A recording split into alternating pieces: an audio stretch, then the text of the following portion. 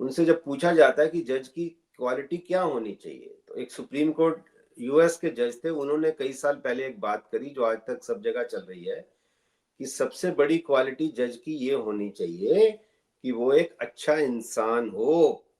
उसको कानून आता हो तो समझ लो बोनस है, कानून ना भी आता हो तो चल जाएगा, लेकिन अच्छा इंसान होना बहुत जरूरी है। अब पहले पंचायत में कानून पढ़ के थोड़ी आते थे पंचायत वाले। यस, हाँ, वो ठीक बात है। सोचते थे कि जो अच्छे इंसान है, 4-5 अच्छे इंसान चुन लो, वो सबके लिए अच्छा फैसला करेंगे। पंच परमेश्वर इसलिए कहते थे कि आप परमेश्वर के रूप में आ जाते हैं। एक बच्ची का, एक आदमी रेप करने की कोशिश कर रहा है, नाला खोल रहा है और उसको उसके साथ बदतमीजी कर रहा है बाकी शरीर पे, तो आप कह रहे हैं रेप नहीं है? रेप मतलब रेप होना, that is the difference between attempt to rape and rape. तो अटेम्प्ट तो हो ही गया, और अटेम्प्ट कैसा होता, और अटेम्प्ट कैसे होता है पूछो।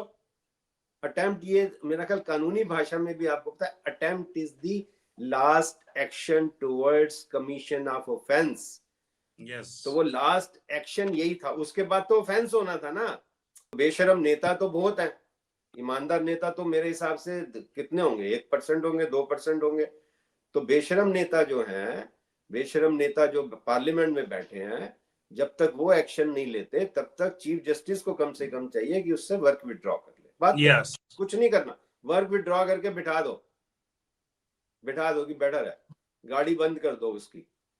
ये तो चीफ जस्टिस के हाथ में है ना, एडमिनिस्ट्रेटिव डिसीजन। गाड़ी यस, घोड़ा बंद कर दें ठीक बात और छुट्टी कर दे, और पीडब्ल्यूडी के बोल दे जहां रहता है वहां का पानी भी बंद कर दो, अपने आप जाए जहां पे, जिस गांव से आया था जहां से जाए वापस।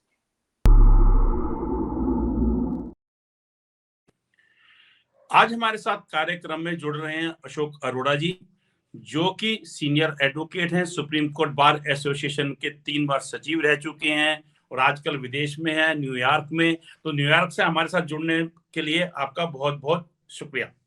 सर, सबसे पहले एक बात है जो लीगल में बात करना चाहूंगा सर, कि वो आपकी जानकारी में था और आपने भी पहले भी इस पे ऐतराज जताया था हाँ कि सर इलाहाबाद हाई कोर्ट में एक मामला आया था, उस हाँ। मामले में किसी ने जमानत मांगी थी और ये कहा था कि किसी लड़की का एक आरोप है और आरोपी का ये कहना था, या हम बोले कि जो उसके खिलाफ आरोप लिखा गया वो ये था कि उसने हाँ लड़की को पकड़ा और हाँ। उसको रेप करने की नीयत से उसने, आरोपी ने लड़की का नाड़ा खोला और उसके साथ बदतमीजी की, लेकिन उसमें रेप नहीं हुआ था, लेकिन नाड़ा खोला गया पजामे का।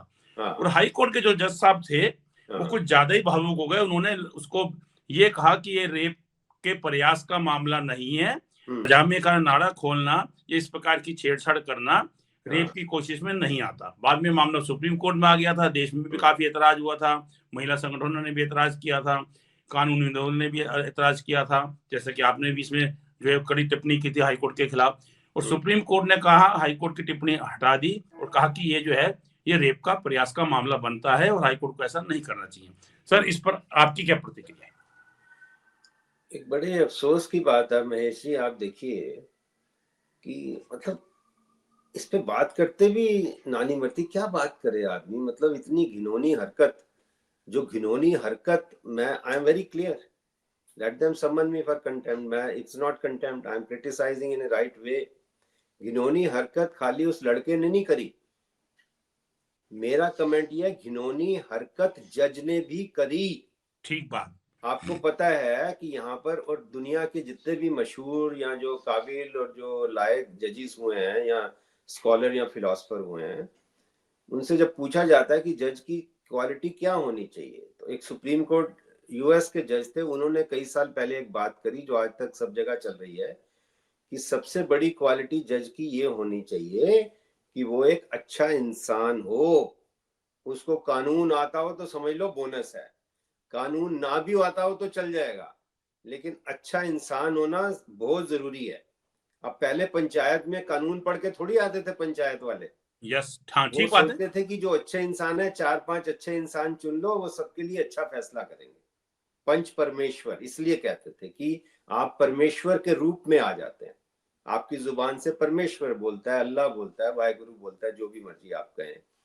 तो इसलिए मेरे को लगता है कि ऐसे जज को बिल्कुल बर्खास्त करना चाहिए, उसके खिलाफ या तो इम्पीचमेंट लाना चाहिए या तो उसको खुद को शर्म आ जाए तो उसको रिजाइन करना चाहिए, क्योंकि ये खाली एक मामला नहीं है ना, इससे क्या हुआ, वो जज की सोच पता लग गई यस कि सोच कितनी घटिया या इमेच्योर, जो मर्जी वर्ड उसको दे दो आप।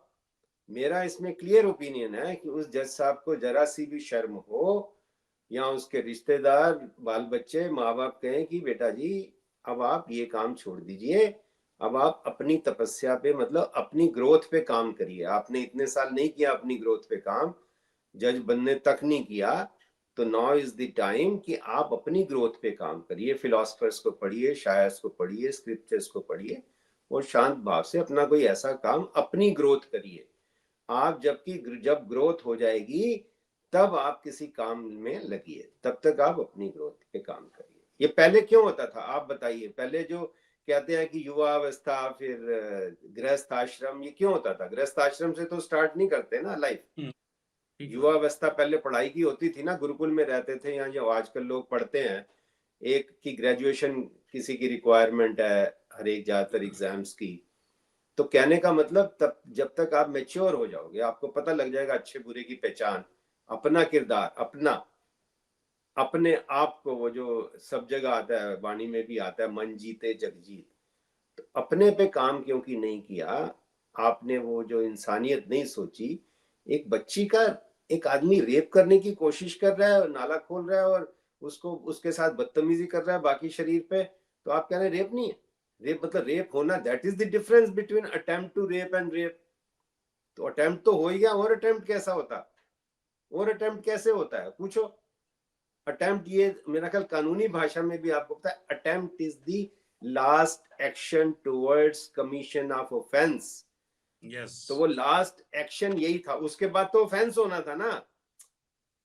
ये तो यस उसको, बच्चे को बचाया, बच्ची को किसी ने, या उसकी अपनी हिम्मत ने, उसने अपनी तरफ से तो कोई कसर नहीं छोड़ी ना। ठीक बात है। आप नाला तोड़ रहे हो तो और क्या करोगे, मतलब रह क्या गया?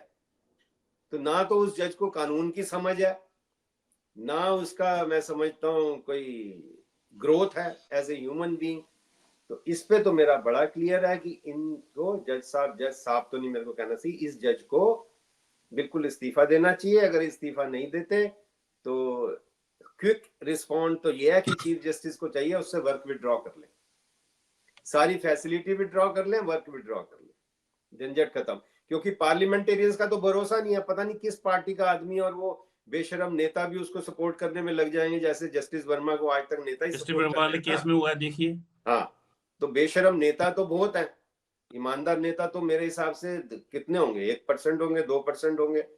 तो बेशरम नेता जो है, बेशरम नेता जो पार्लियामेंट में बैठे हैं, जब तक वो एक्शन नहीं लेते तब तक चीफ जस्टिस को कम से कम चाहिए कि उससे वर्क विड्रॉ कर ले, बात यस कुछ नहीं करना, वर्क विड्रॉ करके बिठा दो कि बेटर है, गाड़ी बंद कर दो उसकी।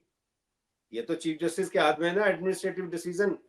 गाड़ी यस घोड़ा बंद कर दे ठीक बात और छुट्टी कर दे, और पीडब्ल्यूडी के बोल दे जहां रहता है वहां का पानी भी बंद कर दो, अपने आप जाए जहां पे, जिस गांव से आया था जहां से जाए वापस। I am very clear, he has sir no इसमें reason, he has no reason to stay sir even for a second as a judge of high court. Sir एक बड़ी समस्या ये भी है ना कि सर जो लोअर कोर्ट है, जिला अदालतें, हाँ, उसमें जो मजिस्ट्रेट लगाए जाते हैं, सिविल जज लगाए जाते हैं, उनका बाकायदा एग्जाम होता है, एग्जाम के बाद इंटरव्यू होता है। और सबसे बड़ी समस्या है कि हाई कोर्ट में और सुप्रीम कोर्ट में जो जजेस लग रहे हैं, वकीलों में से ही सीधा उनका इंटरव्यू तक भी नहीं होता, सीधा अपॉइंट कर दिया जाता है। अपॉइंट क्यों किया जाएगा वो सबको पता है। तो सर एक ये भी एक बहुत बड़ी समस्या है। और दूसरी बात ये भी है कि एक जज का अपना विवेक भी होना चाहिए कि कहीं कानून की परिभाषा में अगर कोई शब्द पर्टिकुलरली नहीं लिखा तो उनको उस पूरे हरकत पे जाना चाहिए, और हरकत को देखते हुए अपने विवेक से ये कहना चाहिए कि हाँ ये अपराध की परिभाषा में शामिल होगा या नहीं होगा। वो अपील में जाएगा, अपील अपने आप, बड़ी बड़ी अदालत अपने आप देखेगी। आप तो उसको टांगो, जैसे कि लोअर कोर्ट हमेशा करती है। लोअर कोर्ट कहती है कि वकील साहब हमने तो सजा सुना दी है, आपने जाना तो आप ऊपर चले जाइएगा, हमारी नजर में तो दोषी है ये। काबिल जज ये कर सकता है। काबिल जज can always fill the gap between the requirement of society and the law. There are quite a few occasions there is a gap between the requirement and the law. तो फिर जज को वो जो फर्स्ट रूल ऑफ इंटरप्रिटेशन है, will of the legislature, जनता क्या चाहती थी, वो कानून में लिखा गया या नहीं लिखा गया, इसका कोई महत्व नहीं है।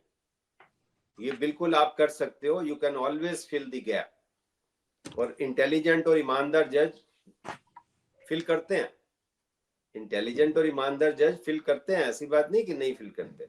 ऑल्दो उसका मिसयूज भी होता है, बेईमान जज उसको गलत फिल कर देते हैं, वो भी एक रूल है, लेकिन करना चाहिए। आपकी बात ठीक है कि जब भी गैप होता है करना चाहिए। और दूसरी बात भी आपकी बिल्कुल ठीक है कि हाई कोर्ट जज भी ऐसे नहीं लगा देने चाहिए, जैसे हमने पहले भी की थी। हाई कोर्ट जज ठोक बजा के, जैसे कहते हैं ना, देखना जैसे लड़की देखते हो तो उसके परिवार वालों को और सब कुछ देखते हो, ऐसे हाई कोर्ट जज का अपना किरदार देखा जाना चाहिए। मैं बार बार कहता हूँ, जो आदमी तैयार है कि मैं अगले 6 महीने सब पब्लिक प्लेटफॉर्म्स पे जाऊंगा, Lions club, rotary club, press club, bar association, सब जगह जाऊंगा कि मेरे से जो पूछना है पूछ लें, खाली वही काबिल बन, वही जज लगना चाहिए। अंधेरे में और ओवरनाइट जो जज लगते हैं उसमें से आजकल 90% खराब लग रहे हैं। और आप हमसे जुड़े रहने के लिए सब्सक्राइब करें YouTube पर, फॉलो करें Twitter पर और लाइक करें Facebook पर। और ज्यादा जानकारी के लिए आपको टाइप करना होगा सिर्फ न्यूज़ नशा।